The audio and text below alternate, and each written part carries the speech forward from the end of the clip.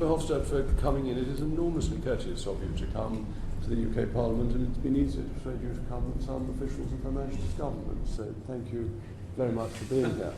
And my apologies for being late. I was asked to see the whips about some of today's business on the meaningful vote. I want to follow up on one of Mr. Wilson's questions on the Irish border, to get your view on what would happen in the event of no deal. If the UK did not put up a border, would the European Union require Ireland to put up a border? Yeah, in the case of a no deal, then automatically there will be a border. Eh? But the UK has made it clear it won't put up a border. But the UK has made it clear it won't put up a border. We'll have no physical infrastructure. They have said in the beginning a smart border. But the EU... There's a border, a smart border. Well, there's a border already, but the EU would, under those circumstances, put up a physical border. Is that correct? Yeah, but we want, in any way, to avoid it. Yeah. And so our basic principle is we don't want it. That's also the reason why we want an agreement. Yes. And you prepare yourself always for the worst scenario, but that is not our thinking for the moment. No. And we want to avoid it in any circumstances.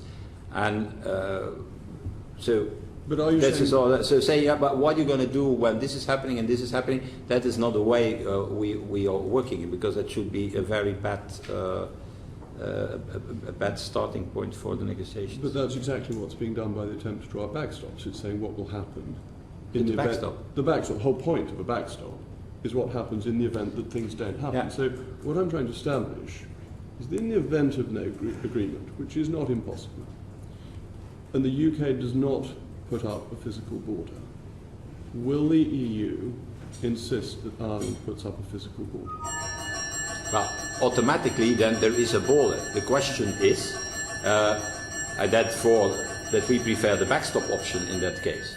Okay. Maybe you can, to avoid a border from your side, then accept the backstop option. That could be also... No, we can avoid a border unilaterally. We can simply say we're not going to put up a physical border. Yeah, okay, but you could also... And then would the EU insist that the Republic of Ireland did? No. Because if you wouldn't, then the whole issue's gone away, because if you're not insisting on a hard border, no, we're not going to insist on a hard border. Who is the magical person insisting on a hard border? Yeah, but there will be still not regulatory alignment, for example, between the north and south. So we will have to deal with that problem. Yes, but that's the reason why it is absolutely to avoid that we have no deal. No, that's to for you unilaterally and for us not only unilaterally, to avoid that we need to do something what we don't want to do. But you would have a choice not to impose a physical border in the event. No, we have no choice. The border is the. Okay, so you would have no choice. So why? The rules are the rules. We cannot change the rules. So, but we want to avoid that. We have to apply that, and that is the reason why you have, Mrs. May, and in this interview has be in agreement with the backstop. So for us, if there is no, the backstop assures that we have no hard border to install, because the backstop avoids a hard border and makes that there is regulatory alignment and customs arrangements as they exist today between Northern Ireland and the Irish Republic. Thank you. What you said is extremely important. You said that the EU would insist on a hard border with no agreement because the rules are the rules. But the EU, when it suited it, has not always stuck to that position, has it? Sorry? Well, I seem to remember that the Maastricht Treaty has a no bailout clause for countries that get into trouble in the euro.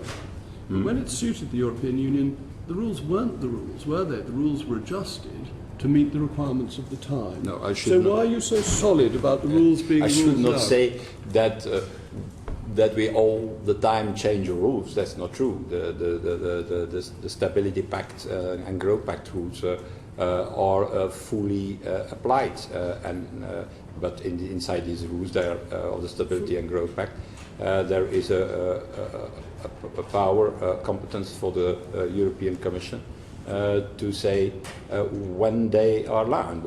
We have done it. We have launched procedures against the member states even big member states based on the Growth and Stability Pact for excessive deficit procedure. It's not true that we don't apply the rules. So the rules were fully applied, were they? So just remind me, what was Italy's debt to GDP ratio when it joined the euro with these fully applied rules? Did it meet the Maastricht criteria? Too high, but they have been put also under procedures that were But it foreseen. didn't meet the rules, did it? No, sorry. No. So the rules were flexed. So the rules are the rules when the EU wants them to be the rules, and therefore it's saying these will be the rules because we want to impose a hard border. But the rules could be flexed in this area because, as you said in one of your earlier answers, the flexibility, you represent a lawmaking body. the flexibility that has been used inside towards deficits and public debts towards countries of the Eurozone were possibilities that were foreseen in the rules of the Stability and Growth Pact. The Commission didn't go outside the rules of the Stability and Growth Pact. They have used the flexibility foreseen in the rules of the Stability and Growth Pact. These were the rules to join in the first place, which were much clearer. The Stability and Growth Pact does have an ability not to fine countries, and as you will of course remember, when Germany broke the deficit level, its fine was remitted. So there is a flexibility in rules. In the Stability and Growth Pact there is a flexibility. And this flexibility has been extended now in the latest changes of the Stability and Growth Pact. There was no flexibility in the no bailout clause. That was absolutely clear in the Maastricht Treaty.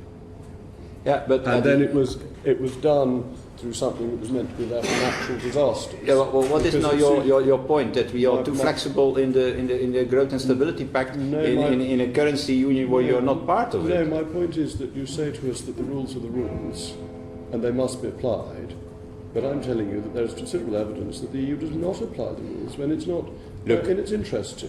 If you think that a country is not following the rules, or that the European Union is not following the rules, there is always the court. And you can go to court and say the European Union doesn't apply its own rules, and the European Union can be condemned to do so. That's a rule-based system. And that is exactly what we have in the Union. And the difficulty of this negotiation is a little bit the lack of recognition from one side that it is a rule-based system, that we cannot invent a relationship or partnership that go against these rules. It's a rules-based system when it suits the European Union and amazingly flexible when it doesn't. True. That's not true. It's perfectly true. I have a lot of criticism towards the European Union,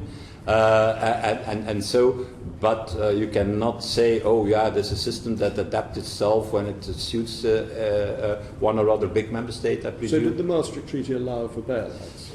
The Maastricht Treaty said a lot of things, and this Maastricht Treaty, I can tell you, I lived it as a Prime Minister of Belgium, has obliged us to do, for example, the 60% I'm talking now about debt, to do enormous efforts. So it's rule-based. It said no bailouts, and that was overridden.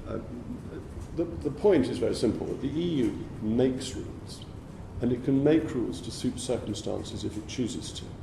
But by a voluntary decision, it is choosing to say that its rules are sacrosanct, when in other areas it's been much more flexible, and that this ought to be a part of a sensible negotiation rather than the EU simply saying, we will stick to rules which we haven't done in the past. Now, we stick to a rule-based system, and we will not undo this rule-based system with an ECJ who has the oversight of all this.